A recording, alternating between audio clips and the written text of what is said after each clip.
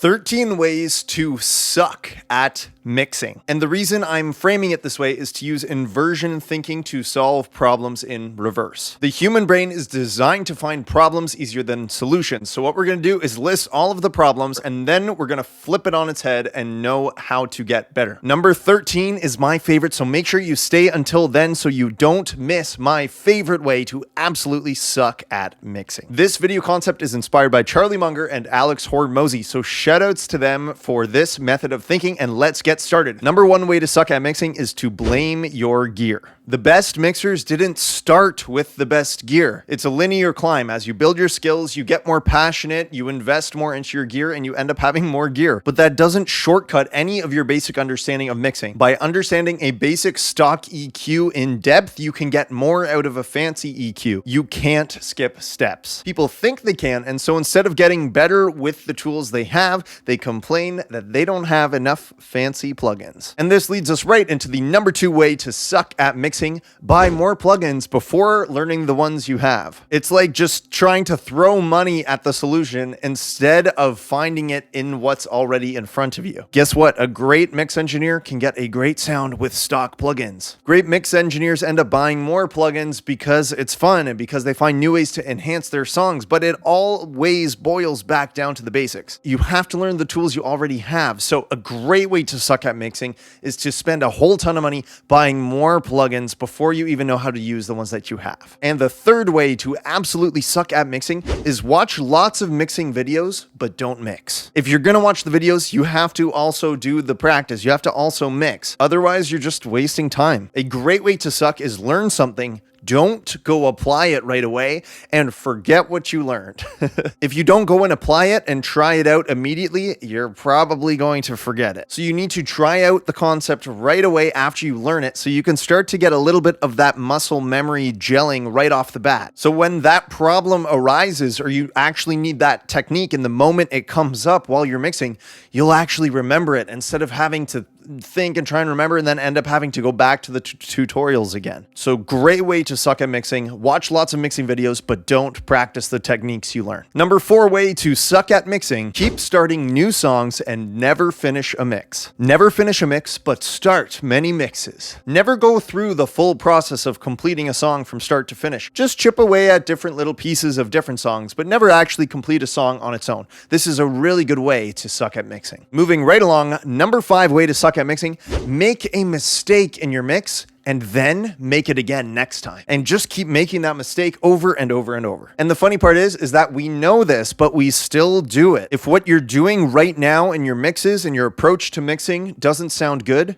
keep doing that. Highly recommended. For example, let's say that your current vocal chain doesn't sound so good. You know it could be better and you know it needs to be reworked, but you use it anyways. Make a mistake and then make it again the next time. Number six way to absolutely suck at mixing is to avoid discomfort and stay in your comfort zone. I know from myself that when you're just starting out with mixing, at the very beginning, you're kind of afraid to do things wrong. You're afraid to use a compressor wrong, for example. So just from not entirely understanding it, you just don't end up using it. You just avoid it entirely. You have to get out of your comfort zone and try things. That's how you begin to actually understand it. It's so simple. So a great way to suck at mixing is going to be to stay in your comfort zone, avoid doing things that look a little bit scary, and just avoid discomfort in general. Number seven way to suck at mixing is take advice from non-mix engineers about how to mix. That beginner producer that has kind of mixed one demo, definitely listen to their advice about mixing. That guy that charges just $25 per mix, definitely listen to his advice about mixing. Look, nothing against these people because we all started somewhere. But if you notice a YouTube channel giving out mixing advice, it's best to do some actual back research into the engineer before actually listening to anyone. So a great way to suck at mixing is going to be to take advice from just about anyone who has an opinion about how to mix, especially anyone who's created a YouTube channel and has a cool looking thumbnail, because that officially means that you know your stuff.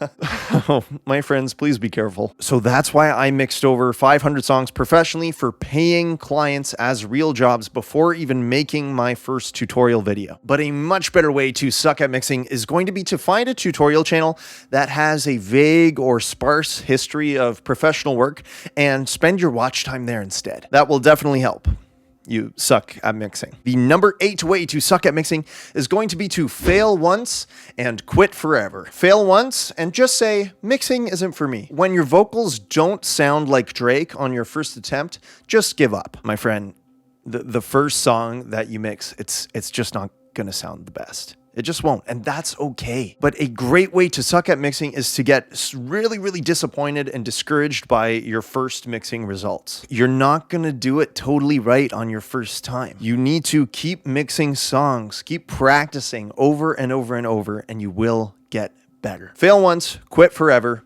Amazing way to suck at mixing. The number 9 way to suck at mixing, blame your circumstances and complain. My mixes can never sound good because I don't have the right plugins. My mixes can't sound good because I don't have expensive gear. My mixes can't sound good because I don't have a multi-$1,000 studio. Guess what? So many professional mixers that I know now mix entirely on their laptop in the box, even while on the road. They've developed the craft and can do it well at a high quality anywhere they are because they put in the time. But instead of working to improve your skill set, the best way that I can recommend to suck at mixing is just to blame your circumstances instead and just complain a lot, especially complaining about how your studio setup isn't cool enough. Because that's number 10, a very strong way to suck at mixing, highly recommended.